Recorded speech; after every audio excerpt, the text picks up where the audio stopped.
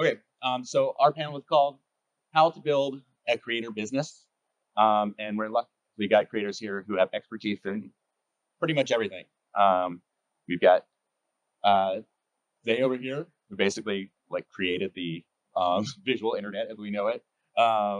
We've got the most successful language creator in Marina. We've got the very best aerospace creator in Sam, and we've got probably my favorite food creator over here in Mark. And you've also got me. I've been making videos about science for about a decade now. Okay, so let's start off with like a quick intro from our panelists. I'm just going to pass it around. Tell me about who you are, what you do, and how you got here. It's not like literally how you got here, but kind of. I'll take this one. Sam Echolm, been around the creator world for about 5 years now. I don't know if that's long or short. I feel like we have some more veterans up here, but it's been a crazy journey for me. I'm actually an Air Force veteran. So I went to the Air Force Academy, went to college, thought I would never be a creator making videos on YouTube. Kind of gave that dream away when I joined the military.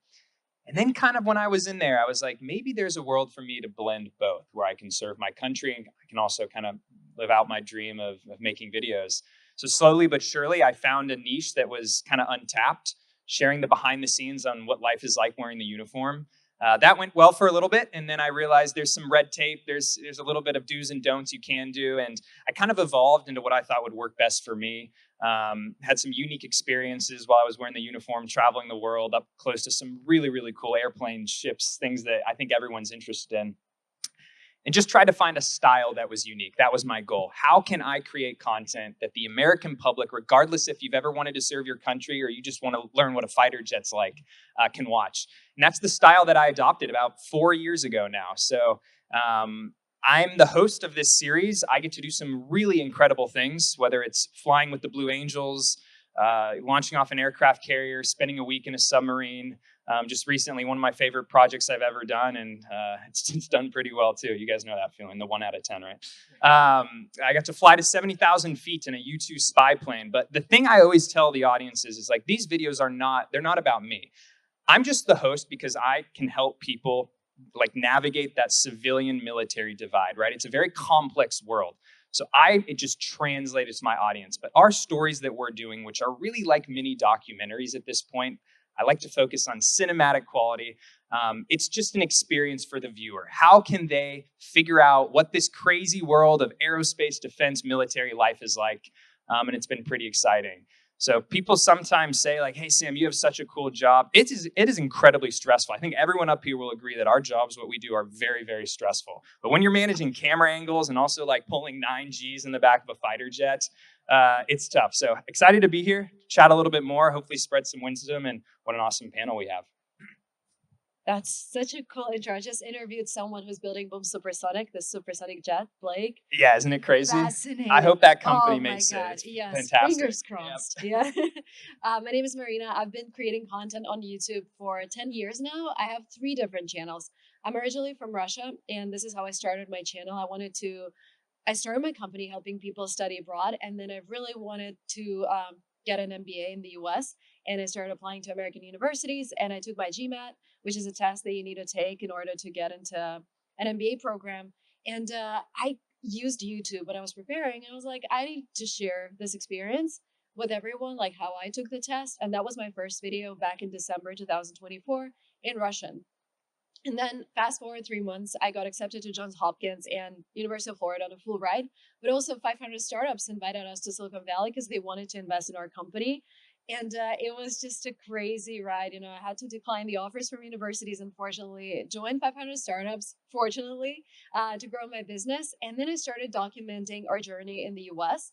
And the blog started taking off. My first viral video was we got a police interceptor, a retired police interceptor, because it was the cheapest car in the market we could afford because we didn't have a lot of money. And that video went crazy viral. And I was like, there's something there. And we started getting customers from my YouTube channel to our company. And I decided to do the same thing in English, which turned out to be my channel called Lingua Marina, which is over 8 million followers, talking to people who don't speak English, who are learning English, about being an immigrant in the US, mastering the American accent, learning the idioms, all of these things. And then I realized my American friends are not consuming my content. So I started another channel called Silicon Valley Girl, where I focus on the business of things, interviewing people like Blake Shaw, who's building a supersonic jet. My recent guest was Reid Hoffman. We talked about AI. And I'm also building a couple of companies like part-time with my husband. But yeah, that's me. I'm based here in Silicon Valley, and I create content every single day. Wow. I'm Zay. Frank, I started doing online videos, I guess, in 2002 or 2001, somewhere around there. I guess 2001 would be I don't know if that counts as video, but it was back when Flash ruled the web. There was no way to actually distribute video except by sending it in an email. So I was one of the first people to sort of hijack Flash to create animated GIFs, essentially, that you could distribute broadly through a link. So then I started a video blog in 2006. I did another series in 2010. I started BuzzFeed's video business in 2012 and was their president of entertainment for a number of years. And then sort of concurrently, I've been doing little light series throughout. So True Facts is probably one of the ones that I'm known for, which has been going on for, I guess, maybe 12 years. And then, Creepy Dave and sort of other weird oddities along the way. And that's what I do. Wow, these are wild. So I'm Mark Thompson, Sawstash. I've been creating content since 2016. I went into it because I had a passion for food, but also just I really had the drive to become a YouTuber. I mean, really, that was it. I was, early on, I started watching Casey Neistat's daily vlog, and I thought, man, I could do that, but I wasn't going to vlog. So I found the thing that I like to do, which was kind of tearing apart what people would like, recipes, and figuring out how people made things, and just turn that into a different video series. Kind of just built that through a couple of years until I was able to turn it into my career. Smoked watermelon ham kind of kicked me off. That was a big video where people kind of lost their mind. But yeah, that's what I do. Sweet. Well, I'm super honored to be here with y'all. My background is I used to be a primatologist. So I lived in sub-Saharan Africa, studied chimpanzees. And then my wife got into medical school here in San Francisco. I was like, you should come back home. And so I did, but I didn't have any skills that were useful. So I saw that my friend had started making these sort of silly little physics videos on YouTube and had gotten pretty popular. That was called Minute Physics. And he was like, I want to start up this thing called MinuteEarth, which is about basically the same thing, but with silly little your drawings about nature. Can you do that? And I was like, well, I can't draw, but I can. And he was like, they're stick figures. Come on over. And I've been doing that now for like 10 years. And in that time we've grown, we've got now like a staff of 12, a bunch of illustrators all over the world. We make Minute Physics, Minute Earth. We now have Minute Food, which I need to come talk to you about. And then we just started turning XKCD's comics into videos as well. It's awesome and weird. And I think like the five of us can probably know better than most people in the world about how odd this sort of time is to be a creator and to try to build a business. And so for the next, 45 minutes or so, we're going to talk about that. We're going to get into, I got some specific questions for y'all. We got some generic questions, and then we're going to leave some time for y'all. So if you got good ideas, start thinking of them. And at the end, we'll bring you in. Okay. All right. So let's start with Marina. So you've got this, I don't know, it sounded like you millions of businesses at this point that you run. How did you decide to expand beyond this, sort of your first niche, and like, and what is it like to turn your personal content into like multiple businesses? Yeah, I don't have a lot of businesses. So I have this core business that I started before the channels. I started back in 2011. I was still at college, and I started with my then boyfriend, now husband. And I just came to YouTube from this entrepreneurial background. I understood it's great marketing. I remember There were blogs, like written blogs, and we bought an ad with one of those bloggers. And we sent her to London to just learn English. And when she returned and made this blog post, we had a line of girls who were following her who wanted to book a trip with us and then understood the power of marketing. And she had, I think, 70,000 followers. And for me back then, she was like a mega star. And I was so proud that we could do it because, also back then, there was no market for brand deals. You just reach out to a creator and they would do this barter.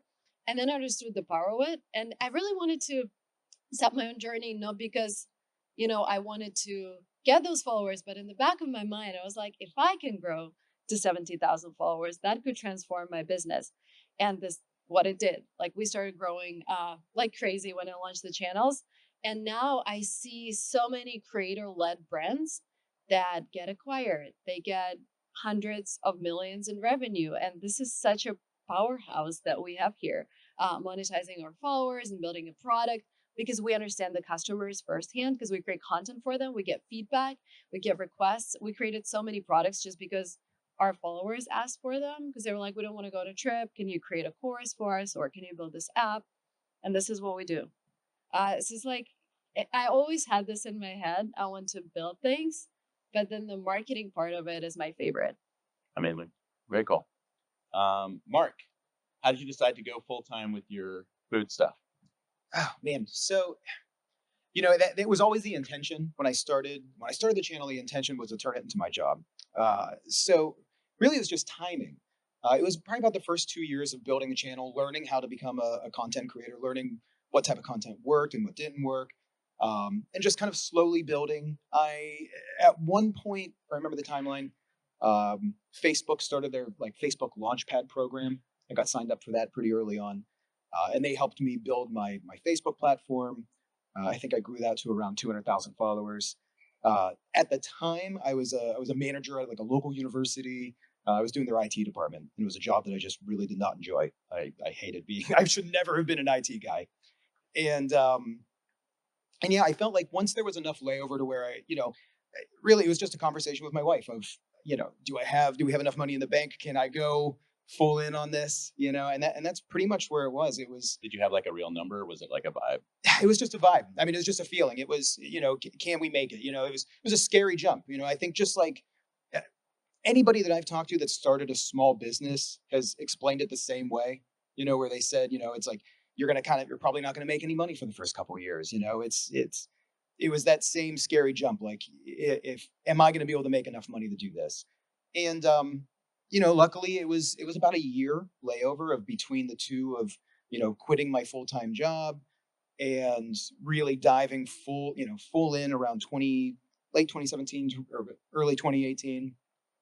And, starting learning different monetization paths, finding a manager that can help me with getting brand deals and working with, brand partnerships. And then just kind of slowly building up different platforms and earning ad revenue. There wasn't really like a magic switch, like a time where it was just like, this is going to be it. It was the time just taking the risk. I think there was a little bit of a realization where I knew when I started bringing in a little bit of money, maybe like a quarter of what I would normally be making, where I felt that I could start ramping that up and actually turn it into a job. Cool. Okay. Sam, so you've got this military background, and you wanted to make military content, but you also want to make money at the same time. How do you balance those ideas? You're sort of like at this mission, and then you're also trying to make a business out of it at the same time. Yeah, it's funny is I actually didn't originally want to make military content. I wanted to make something else, but it's very competitive, right? Everyone's doing everything. So best piece of advice I got early on is find your competitive advantage and chase after that. So as I looked at myself in the mirror one day after trying Casey Neistat vlogs, didn't try the language channel, but or the cooking, I was like, what do I know better than everyone else? And it was this world of military. So if you go back to my channel, the very first videos is me filming in my apartment, like top 10 reasons to join the Air Force, stuff like that. And they did pretty well, but I knew that I didn't want to make a living off that. There's only so many top 10 reasons to join. So I needed to find a way to scale and to do something that I could last and that could be seen by as big of an audience as possible. Because there's two sides of the whole creator world. There's what you want to make, and then there's what makes money. it's always a balance between trying to figure out like how you can achieve inner happiness and enjoy what you're making, but also sustain yourself. So I pivoted about 3 years ago to travel shoots. All of our videos now, I'm going out to a base, a unit, experiencing a flight on an aircraft. I don't film in the apartment anymore. We only do about 1 video a month. So it's a little bit different than a lot of creators, and I went all in on that. But I knew that that would allow me to be fulfilled and also to get viewership and also to just do something that could support the channel for a long time. When I looked out 5 years, I was like, there's enough topics here that I can film and make unique, entertain the audiences. And so it was kind of a balance. Yeah, I always ask myself, people think I'm obsessed with airplanes and military. I'm obsessed with being a storyteller, a filmmaker, and this niche allows me to do that. So yeah, I don't know if that kind of helps answer, but it's been an interesting journey. Yeah, the fact that you have a 5-year plan is amazing. Well, I had a 5-year plan 5 years ago, so now I'm like, damn. Very cool. All right. Well, speaking of long-term plans, Zay, you've been doing this for almost 25 years now. How have you not burned out completely? What's kept you sane this whole Who time? said I'm not, man? Yeah. Yeah, it's been a wild ride. I mean, I think, this tension between who you are and what is interesting to you and what the world thinks is interesting about you is kind of core to this experience. I mean, the way that, so I've been through a lot of different platforms.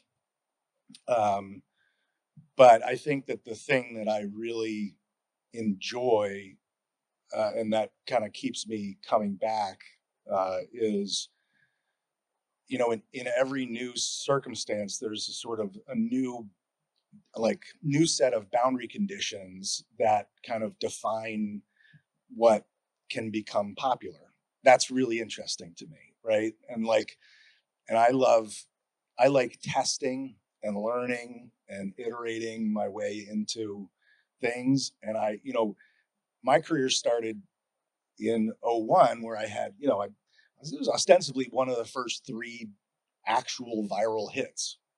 And from that point on, I became obsessed with these sudden bursts of energy that seemed to kind of pop out of culture. Can you These tell days, us what that? it was How to Dance Properly. Yeah, it was this little thing, but yeah, it was insane. It was insane. Like I just remember my email client at the time was just downloading emails constantly, nonstop, all day, every day for weeks. It could never catch up. It was not fast enough to download because the thing that I had made was a birthday invitation to my birthday party, and it had my email on it because I sent it to 30 people. And so I became really obsessed by the mechanics of popularity. So that's what kind of keeps me coming back. I also, I decided to try to make my money outside of content because I felt I don't love being beholden to making money from the thing that I love doing. So that's why I became a media exec. I started a company. Yeah, I started a company, raised money, all that kind of stuff, and then sold the company to BuzzFeed, and that's where I made the majority of the money that I have, so that I can have some integrity in the work that I do, and that's for me been the hardest part about making content is maintaining integrity. And it's the hardest part about sponsorships. Sometimes they want you to say stuff that just isn't true, and you have to decide whether, your integrity is worth more than the money. And, I don't know if that answers the question. It kind of went dark there, but yeah, I mean, I think that it's just like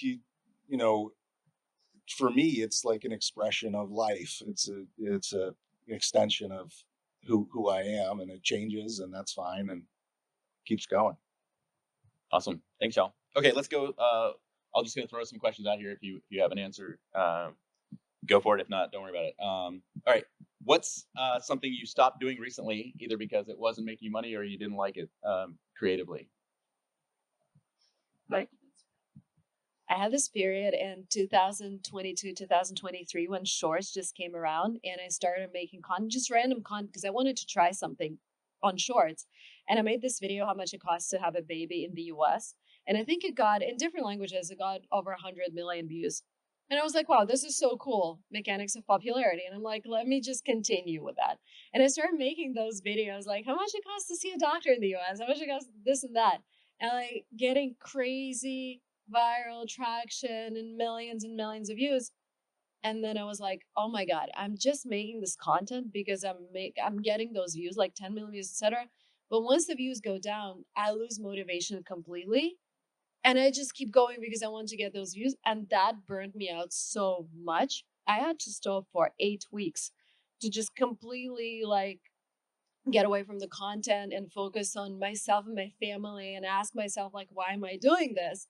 Because doing this for views doesn't work. You can please the algorithm for a certain amount of time and then it changes, but you already betrayed yourself and the algorithm changed and you have nothing left. Because people started seeing me as this dumb girl who lives in California and spends $50 on a car wash. That's my most viral video today. Like, I make videos about business, AI, GMAT, whatever, but my most viral video is how much it costs to wash a Tesla in California. Just, I don't know why. And so never do anything for the sake of views. Yes, optimize your videos. Yes, play with titles and thumbnails, but never ever just do viral stuff because it's viral. That's the lesson I've learned in the past 11 years. And yeah, trying to stick to my new ideology, which is making content that's true to me. So I have a character on TikTok, right? It's called Creepy Dave, and Creepy Dave is ostensibly is a vulture, and he kind of talks like this, he's kind of a vulture. This is my best favorite animal, and so I did that. So I was sort of pushed into.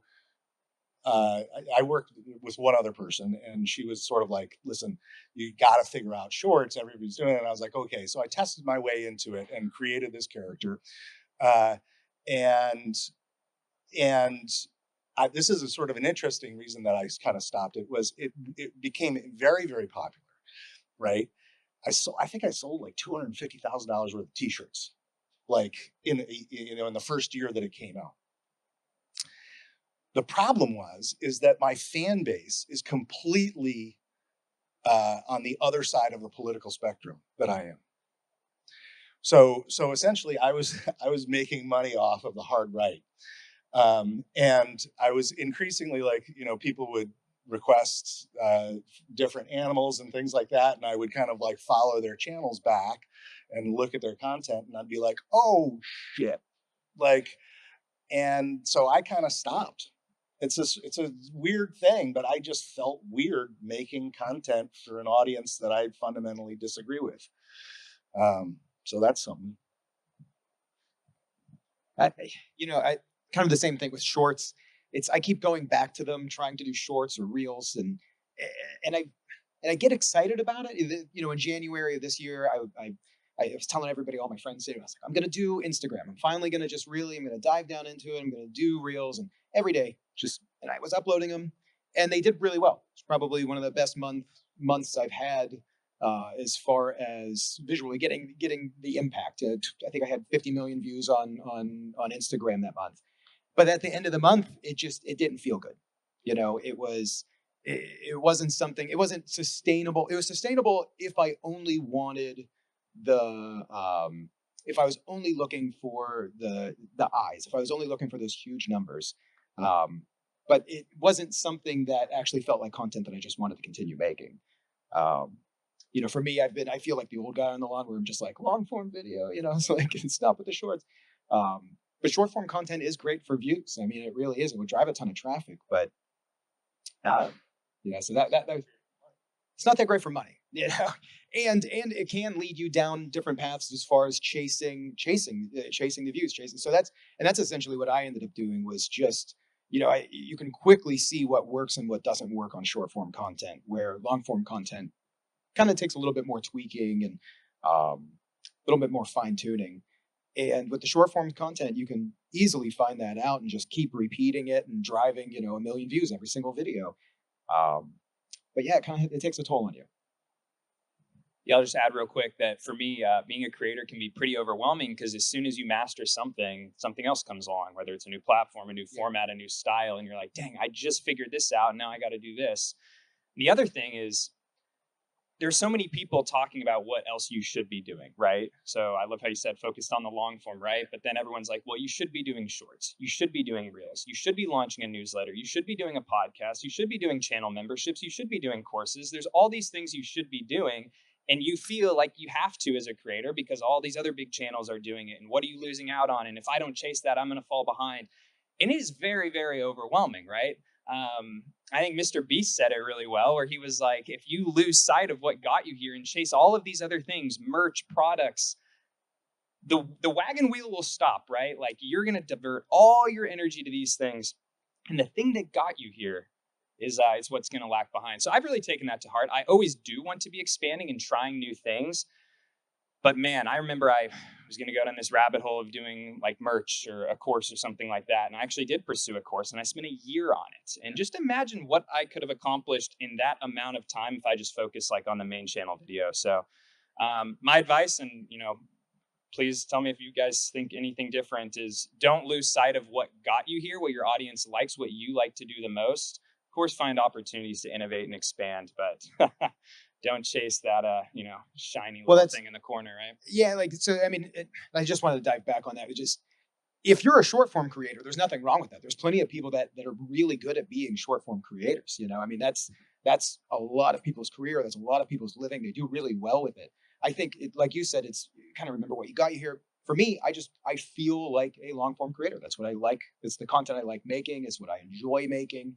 So it's, everybody can be different. There's multiple different paths. There's streamers and short form creators, and there's Snapchat creators and LinkedIn creators. So it's really just finding your path, I think. Yeah, I think what you were just talking about, both of you guys, is super important. And just to be a little brass tacks for any of you guys that are like working on, building out your audience and things. There's a trap to fall into incrementality when you're first starting out, meaning that like you think, like you feel like you need to be doing these other things. And then, you start measuring your success in these small little changes, like, oh, I got 20 more followers or 100 more followers or this kind of stuff. But a lot of times you're not being realistic about the effort that you put in and the value of that effort, right? I would encourage people to really be in search mode until you find something that pops. And when I say pops, I mean, it's not like a little incremental change. It's not like I went from 30 to 40. You want 30 to 300, 30 to 3,000. You're looking for signals from the universe that you're doing something right. And you don't do that stepwise in the world of content. And I mean, you guys can agree or disagree with that. But like, to me, that I think is one of the most important things to think about. Awesome. Okay, so the next thing I want to talk about is, now that we're getting into brass tacks, is like, how do our businesses actually work? And at Neptune Studios, we say, we talk about our revenue stool, which is like, what are the things that props up what are the legs that prop up our business? Where are we getting our money in from? Some of those legs are thicker than others. Some of those legs get chopped out by various people at various times. But generally, we have those legs. And I want to take you through mine, and I'm hoping you all can take it through yours. So we have AdSense, so we make money every time people watch us on YouTube from the programmatic ads. We also do sponsorships, where we'll do like a little 45 to 60 second ad at the end where we talk about stuff. We also get grants. We used to get them from the federal government. The federal government doesn't do that anymore. We also license our content to schools. We also sell books. We sell some merch. And then we have a Patreon, right, which is where first. And AdSense used to be 70% of our business, and now it is 5%. Just because we managed to figure out how to grow it, which is nice, because we're feeding feel quite as reliant on the algorithm. What percentage is the Patreon? Would you say? Patreon is probably around 15%. Okay. What's that? Yeah, I can give you some other. Give us the pie. We want to All know. right, the whole pie. Okay. It's the pie. So until this year, I would say that about half of our money came from governmental organizations. So we worked with NASA, for instance, and made videos with them. We worked with a bunch of universities that have NSF grants, which are National Science Foundation grants, and so they do this broader impact things. So about half of our money came from those sorts of things. About a third of our money, a third of the remaining money. So 6 of our money would come from sponsorships, and then 15% from Patreon, 5% from AdSense, and then the rest from like merch and like.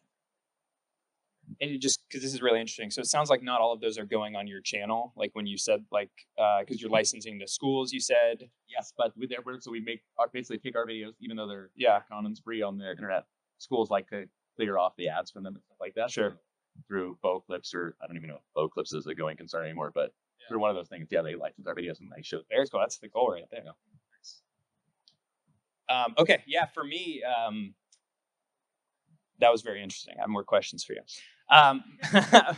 Yeah, so for us, 80% is probably sponsors, and I can cut that up into like the traditional YouTube sponsor you might see, right? You guys all know what those are. And then probably a bigger subsection for us are more of like the dedicated videos where I might make an entire video similar to like a with NASA, like a with Boeing or a Lockheed Martin, or with the US Air Force recruiting, sponsoring it directly. Those are great for us because you can charge a premium, right? Because it's their core audience. They're getting a say over the entire thing versus the traditional YouTube sponsorships these days. It is solely based on what's your viewership. What's your CPM? What's your demographic for the last 30 days? How many views are you getting? And it just seems a little more inauthentic. So I always try to chase brands that are a good fit and are really interested more on who we're reaching, not how many people we're reaching. And you can charge more, which is really cool. AdSense for me, as someone who's doing one video a month, it's just directly tied to viewership, of course. And some months are better than others if you have a video do super well.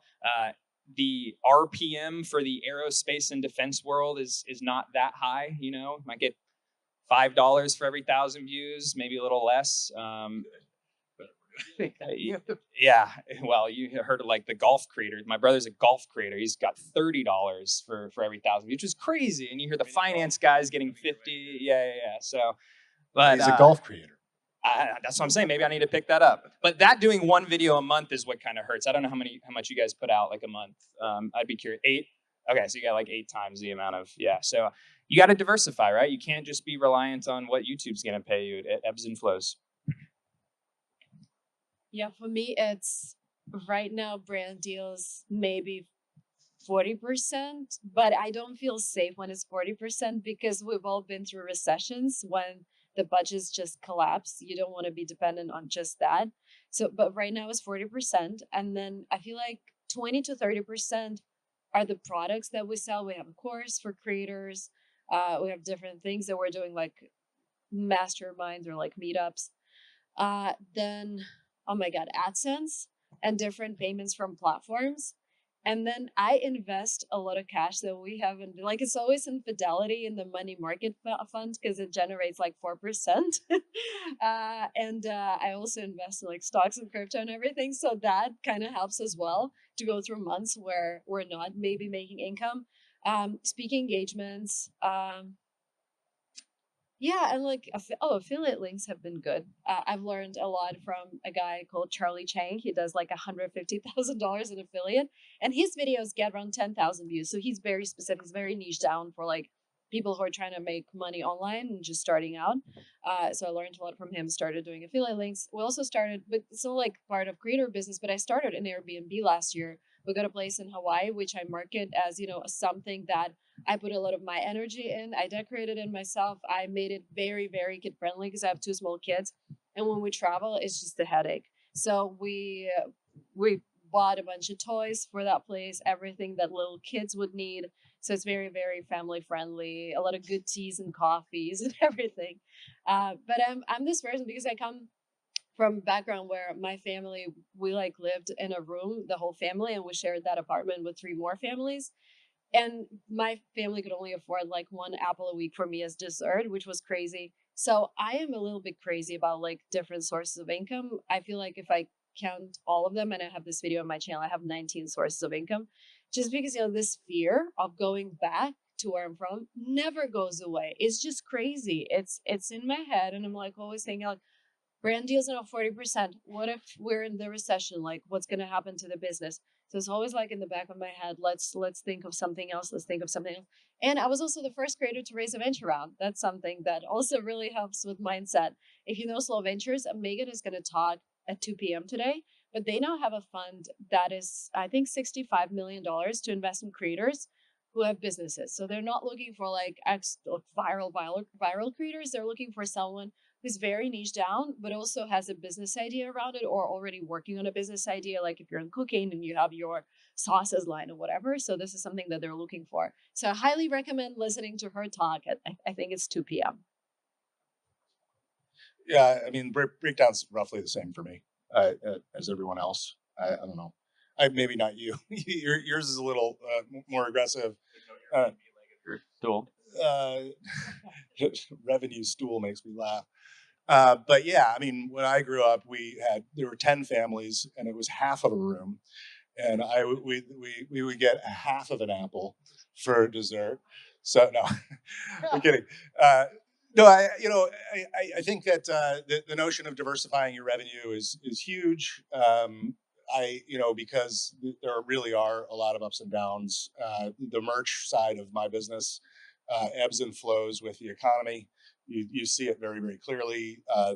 Patreon's sort of interesting, but I use it a little bit differently than a lot of other folks. What I'm allergic to is streams of money that require kind of like completely different work. And a lot of people use Patreon, and they're essentially making another show for that audience. And I like to really focus my energies on the things that I really enjoy making, and then try to create ancillary revenue streams from that stuff, which is, I think, which is essentially your business. I just happen not to be very great at that because I'm a little bit lazy. And I have kids, and want to spend time with them and stuff. But yeah, Patreon, I would say 15%, merch 15%, and then it's going to be close to an even split on sponsors and AdSense for me. Yeah, it was funny. So I think I'm probably about 60% sponsorships, 50-60% sponsorships.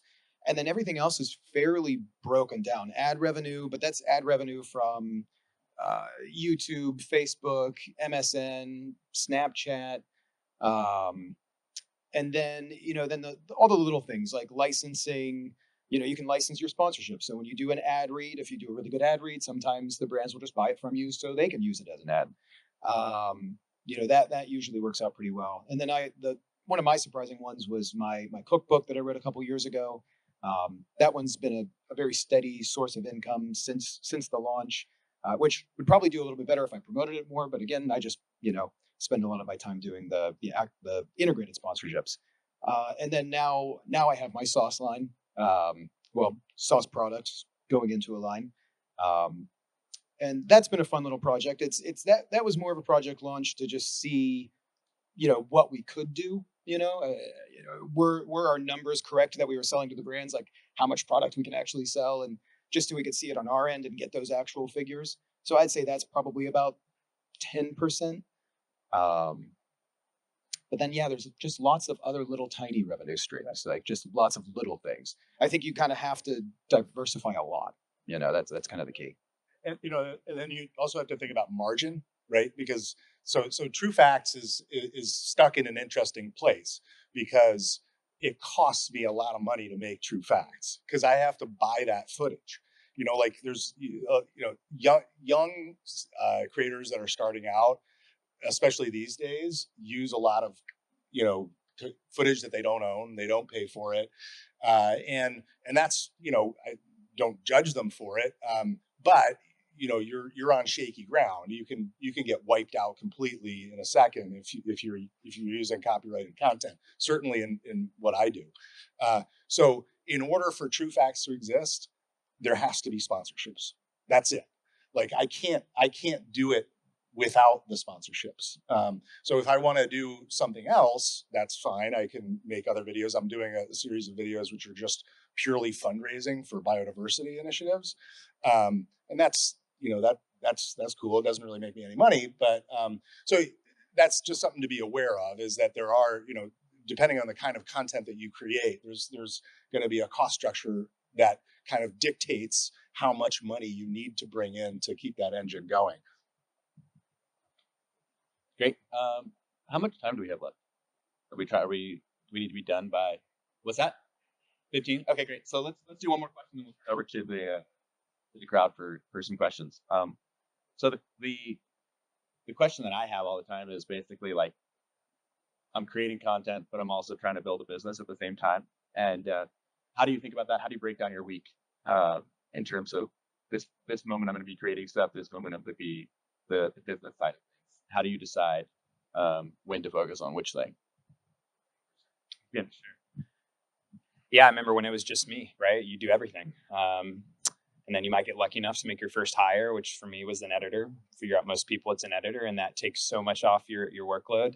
And then you wonder how you ever functioned without that person. I know, Marina, you said you love the business side of things. I think a lot of creators might not, and they miss what was exciting when they first started. I don't have a perfect answer to that question. I'm still figuring it out.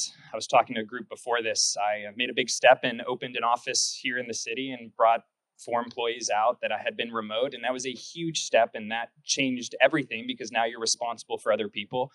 So I always try to focus on the things that I enjoy during the week, right? That bring me enjoyment so I can stay positive and then hire out the other things. But that's a privileged position to be in at this time. And to make it there, I had to put in the work and I had to learn everything.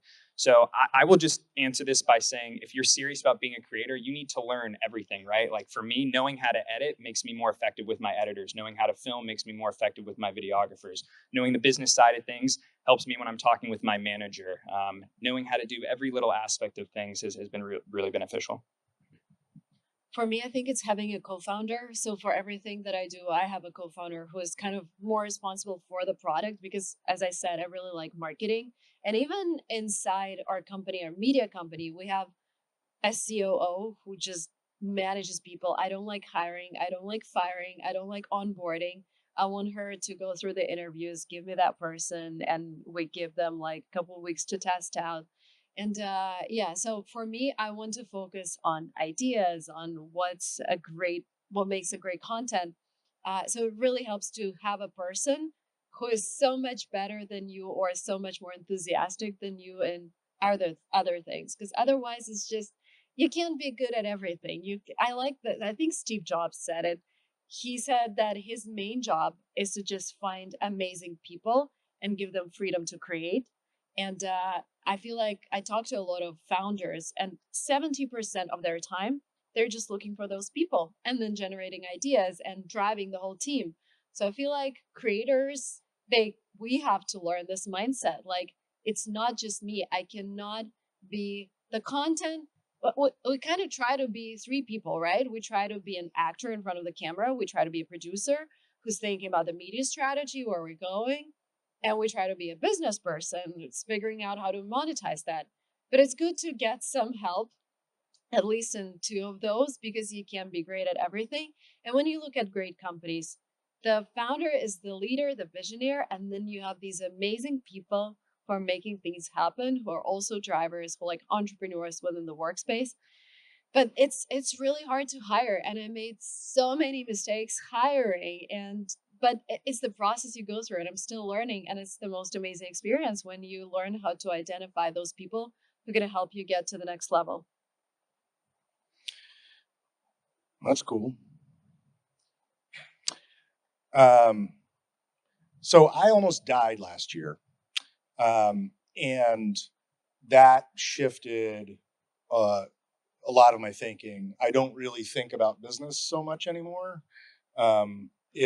If I do spend time during the week thinking intensely about stuff, it is trying to understand what my relationship is with money and how much do I need, and my relationship with who I am, the relationships that I have. I, you know, I know this is ostensibly sort of a business conference, but I think that there's a danger in segmenting your life as like how many people are looking at me and how much money do I make, because that flywheel can go on for a long time, and without you really thinking a lot about why you're doing it or what your end game is after you get all the money. So, I would say that I'm trying to decouple myself from business thinking and try to sort of live more fully. And, one of the things I'm very fortunate in is that I really do love making content. And so that feels great to me. And it's fortunate for me that I can make some money out of it. But I'd say that I have moved in recent years to a point where I'm not trying to maximize how much money I'm making, but rather I'm trying to maximize my being a human in the world. And it just happens to align pretty well right now. We'll see. Yeah, I love that. I do think like everybody's kind of said, like finding a good partner, somebody that can help with your ideas. For me, I spend, there's no like real breakdown. It's just, it feels like 24 hours a day. It's like I'm going to bed thinking about different things, like thinking about different ideas. So, I spend pretty much most waking moments thinking about ideas, trying to, what's the next video or what's the next product? And really, yeah, I was curious about it. I missed what I was saying, but like think about what the next thing is, and then luckily being able to pass it off to, I have a great manager, business partner who, I can say like, hey, like, can we make something like this? And he can, bring numbers together. And that really helps. And, my wife, I think she's just a great person to just bounce off of. So having that partner to be able to build these businesses, that makes a big difference. But, for me, it's like 100% of the time it's ideas. It's just trying to come up with the next idea, and then also trying to live my life happily, that's the thing. Kind of like dropping that was perfect. That was just said. Dropping the business side of things and just trying to find what actually is, the most meaningful thing. All right. And the way I do is I literally 1 week only business, the next week only creative stuff. And it doesn't work well for the rest of my team, but it works really well for me. So yeah. All right. Anyone out in the crowd have questions? All right. I'll just walk and jump. All right. What you got? Thank you. My name is Preeti. I am the creator of 10x Growth Strategies podcast. We're going to hit 100 episodes this month, and that's the positive part. What I'm trying to break out of is my target audience, because I feature VCs and entrepreneurs, is primarily the tech startup ecosystem. And I have to break to the thousands and tens of thousands of views. So I'd love to hear from you. Like, I'm sure you must have also been there at some point where you're trying to break from the hundreds of views to the thousands and tens of thousands. I'd love to get some perspective on how do I approach that whole shift. Yeah, sorry, you keep the mic there. This is what I meant by incrementality. So I obviously don't know exactly what you do and things like that, but you've made 100 of something. So here's my question: how much has that thing changed over that 100? And what I think the answer should be is a ton. I guess the point is, don't settle on formats or start believing that certain things are more important than others until you've had a chance to test them. So you've had 100 at bats, right? And the way that I approach content is I make a series of assumptions about what I think is working or would work, and then I do those things.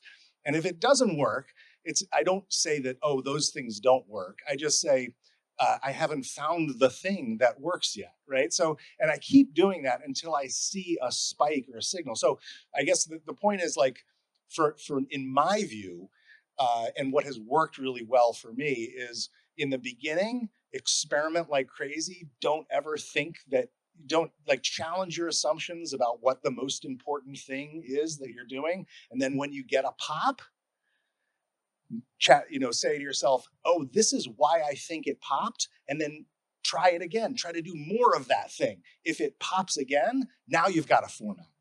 Now you have the basis for a format. That's when you repeat, repeat, repeat, repeat. So I say experiment till you get signal. And then when you get signal, that's where you copy yourself, right? And go. Yeah. Right.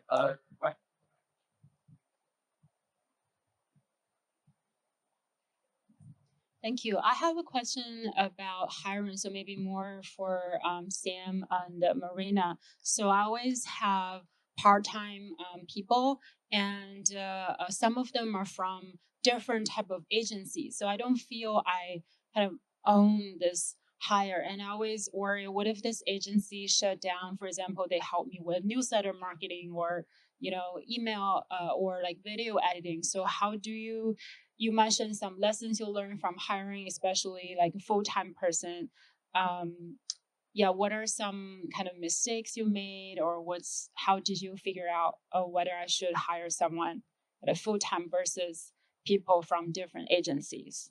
Yeah, I think it's a great question. I don't think, like, agencies are great when you're starting something and you have no idea how it works. And you hire an agency for a certain period of time. You figure it out with them, but then you try to have someone in-house just because, as you said. And also, I feel like agencies, I just hired, the first time I ever hired an agency happened yesterday. I hired a PR agency to help me with PR because obviously, like, they have all the connections, etc. That I can't really buy from the market. But when it comes to creating short videos or writing an email, I feel like this should be an in-house expertise. And the way I hire, and a lot of my talent is overseas as well, we start working by hours or like on a project to figure it out, because it's good for both of us to see whether we're a good match and how the dynamics work and time zones and everything. And then if it works, we just do jump to full time, or we keep it by projects. A lot of people these days, especially in creatives, like my LinkedIn person, has other LinkedIn accounts that she manages. And I feel that it's also great for me because she gets this exposure. She sees the market and she brings the ideas back to me. So I really like it. I like when people, like, when they're very specific for one particular task, like, this is my email person, this is my LinkedIn person, this is my editor, and we work with different editing teams. India is great for outsourcing. But I feel like agencies, like, if you're just starting out, I wouldn't just do it right away. If you're a larger company and you need to move fast, agency would be a great thing to do. Yeah, I'll just add real quick. Just got to know about agencies. If you're working with an agency, you're usually one of a ton of different people they're working with. So when you're full-time and have your own hire, the point of that is they are yours. You can build a much better relationship. The downside, though, is it's usually more expensive. Now you have to provide for things like their healthcare, their retirement, things you don't think about when you first start. So my goal was always to get to a full-time hire. That was something I always wanted to do. The amount of productivity that we would increase by relationship, that's what I wanted, but it's a lot more expensive. So there are certain things for me that can be part-time, right?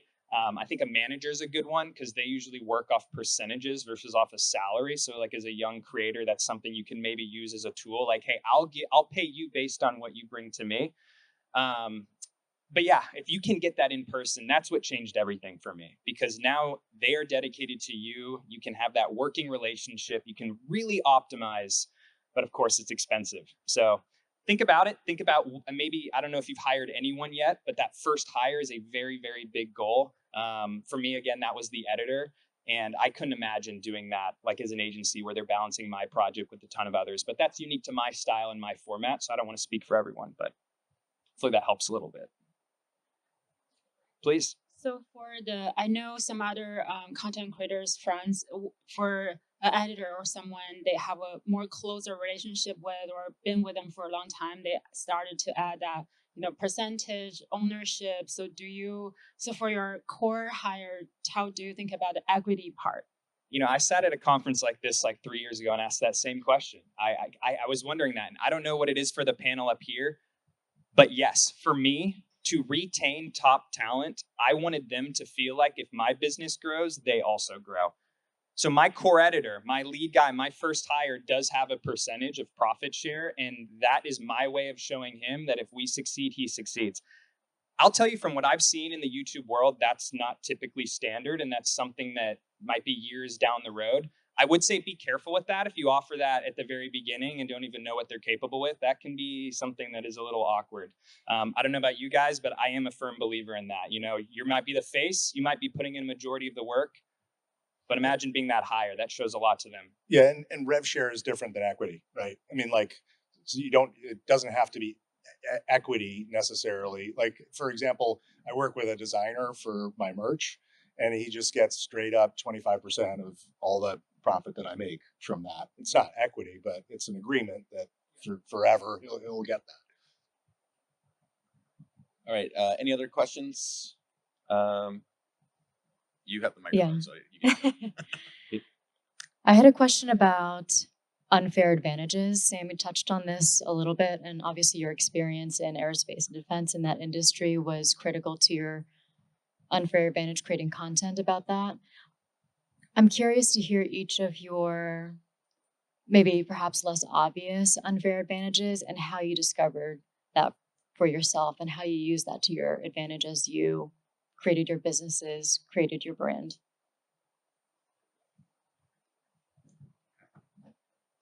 So what we found pretty early on was that if we have someone who's like an actual expert in the field, helping to tell these stories, that we can come up with more interesting metaphors. We can tell better stories, and so now everyone I hire basically has like a PhD in science of some sort, even if they're just an illustrator, and that allows us to go way deeper and tell way better stories, even if those stories have dad jokes and stick figures. They're still based on like this rock solid science that we can play around with as we understand it so well. So for us, it's just like have that really, really, really core expertise and everything before we build off of it. And that's something I think that's set out to.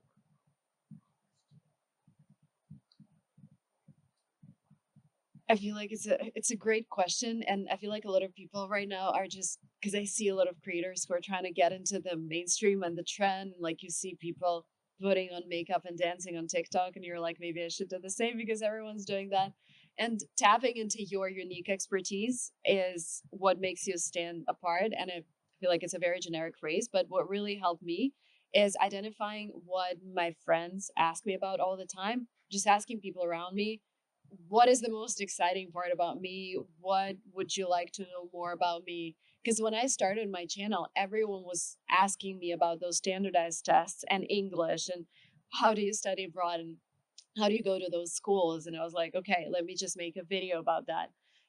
So just ask around because this is the best way to grow. And when I started Silicon Valley Girl, I realized that I'm here in Silicon Valley. I have access to all of the founders, not all of the founders, but some of the greatest founders. Like, why don't I just invite them to my podcast? It's like thinking about the things that people want to talk to you about. And that's your superpower. It's a good one. I think so. There's two things. One I touched on earlier is this test and learn approach. Like, not many people do it. I do it constantly, and so that's it's just it's an advantage, but it's not unique to me. Anyone can do it. They just don't. But then the second thing is, I kind of came of age during the beginning of the rise of popular authorship, right? So where people started to learn the mechanics of making stuff, right? I mean, I was the generation where people first learned the name of fonts, and that changes a lot, right? Is like all of a sudden it changes how you visually perceive things and all this kind of stuff. But during that, what I realized was that there's no point in being intimidated by things that you don't know.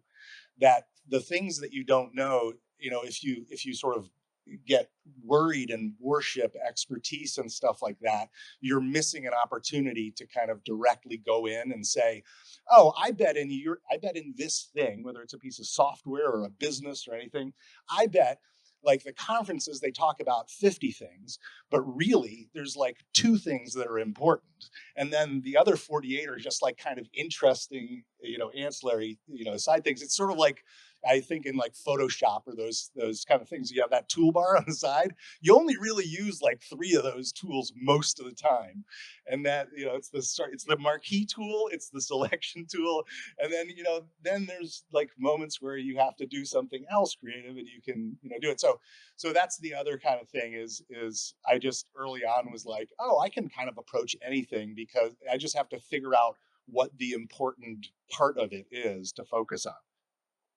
Yeah, I think for me, it's kind of along the same lines. It really was just exploring new ideas, being very like open-minded, of learning, being willing to try everything. My friends joke with me about the Man of 1,000 Lives. I've done stand-up comedy. I was a musician that toured for a while. Like I decided one day I wanted to write an iPhone app that would tell you if you were going to get sunburnt if you stepped outside for too long. So I learned how to code, and so just kind of saying like, if you want to do something, figuring out the path of how to do that. And that's where, for me, where, test and iterate kind of came from, especially with creating content, putting out, when you're writing an app, it's, you have to write a little bit and then test to see if that works and see where everything fails. And it's the same thing with creating content. Put out 10 pieces of content, see how those 10 performed, turn the dial a little bit and change what you were doing and see if you can make something grow a little bit more. So I think, for me, I think that was being willing to learn everything, and try anything. Don't be afraid. If you have an idea that you want to try, don't hold back, because sometimes you wouldn't believe how many times I've been like, oh man, I want to do this video, but I don't think it's going to work. And then I hold off and hold off and hold off, and I don't make the video. And then 6 months later, I'm like, you know what? Let me just do it. I'm going to make the video. And I make it. It ends up being one of the biggest videos I produce. So it's just being willing to just, letting go of things and trying things. I think that's a superpower to have. All right. One last question from the guy in the dark red shirt back in the back. All right. And then we got to get off the stage, I think. Cool. Thank you. So quick question. Sam really doubled down on like the importance of uniqueness in the things that you do. I'm curious your opinion on niching versus not. So I want to start out. I don't know where I want to lean into. We're multidimensional human beings. But I'm afraid of creating an audience or following in an area that I don't think I'll stick with. So just curious to get your thoughts there.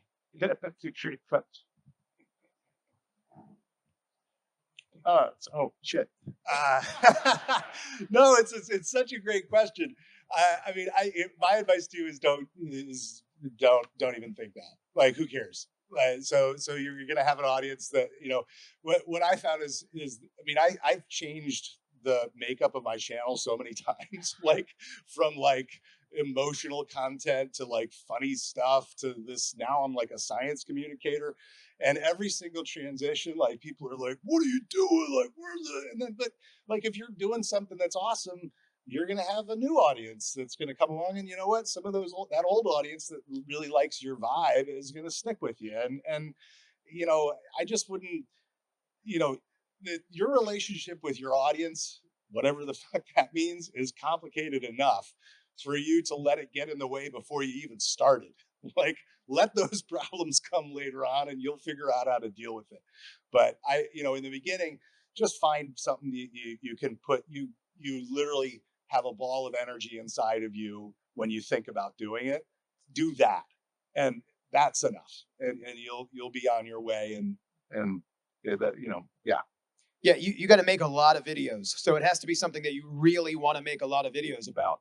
And then if you decide that you want to change, like, you're like, man, I don't want to make these videos anymore, you got to be able to just do that, because it's, that if you're making content that you don't want to make, you're going to burn out really quick. Niching down is great to grow an audience, but it's also the quickest way to burn out, because you're going to make 1,000 videos on the same subject and just be done with it. The way my channel started is completely different than the way that my channel is today. And there's probably been 10 different iterations of it. I mean, I'm called Sauce Stash and I make plant-based food. Like, I mean, there's a reason why it's completely different.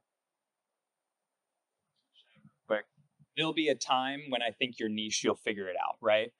The worst thing that can happen is you go viral on one of your first videos that you have no interest in doing that again. Because now you're chasing views, you got that dopamine hit, you're like, oh shit, I have to keep making these videos, and you don't want to do it. So hopefully you don't do that, but we'll see. And I think just this notion that you're allowed to change as many times as you want, and the algorithm doesn't really care about your subscribers anymore. We all know that. It's every single piece of content individually. So you can start as many accounts as you want and try out different things, and then you're going to figure out, oh, I don't like this account because I don't want to film that anymore. But these two, I like them because it's a different world now. It's not like you're building this audience that is and they're gonna follow you everywhere. No, if you make a shitty video, they don't care. They're not gonna see it. So I feel like it's giving us less stability, but it's giving us more creative freedom because we can just start an account a day and just try different things. Awesome. Well, thank you all so much for joining us. I want to say it's just a huge privilege to be on the stage with Mark, Zay, Marina, and Sam. These guys are amazing. You all are pretty lucky, frankly, to be able to hear their pearls of wisdom. So thank you so much for joining us. And I'll be around at least for a little while. So feel free to come grab me if you have any more questions. And I'll turn it over to Tim.